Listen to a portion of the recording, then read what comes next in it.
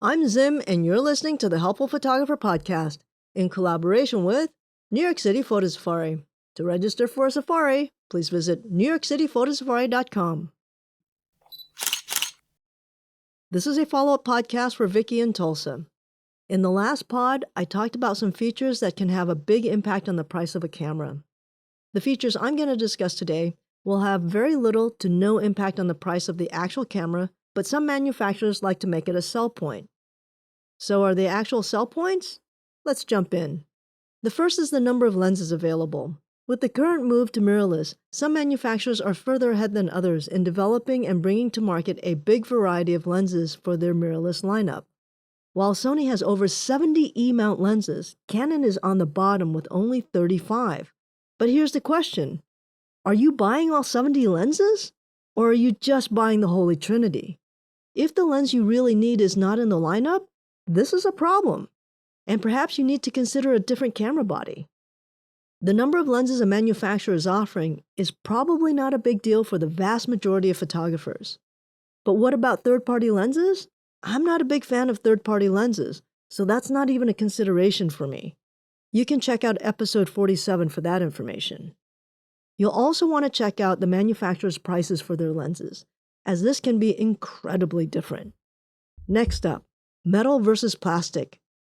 Some manufacturers make a big deal about the fact that they're using metal rather than plastic parts.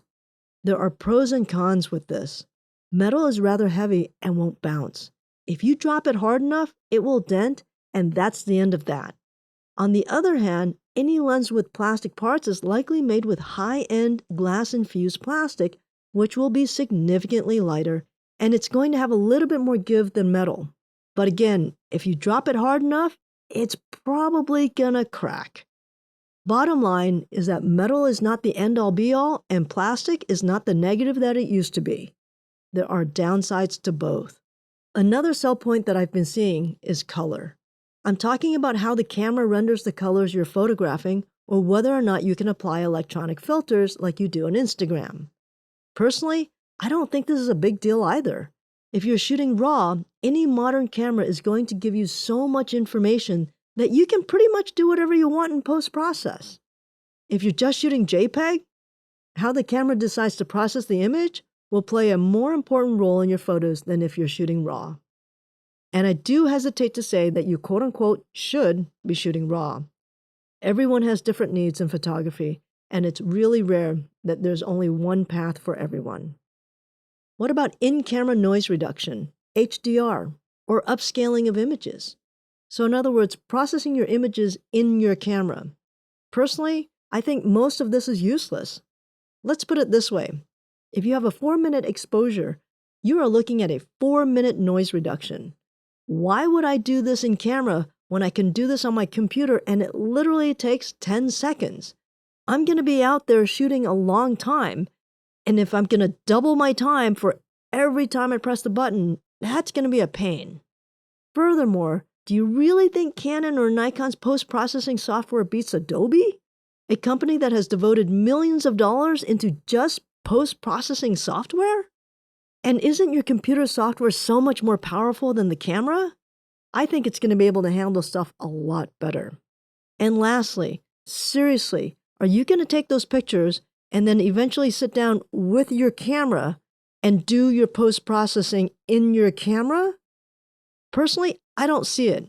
If I'm out there working, I don't even do the post-processing until I get back into my office.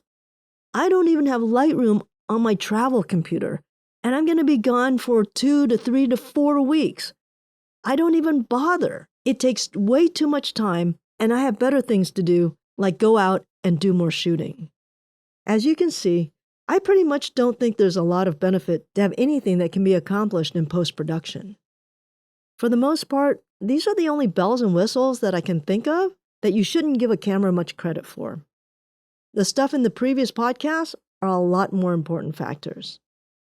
In the next podcast, I'm going to talk about when it's time to upgrade your equipment. I hope this was helpful. Until next time, keep on shooting.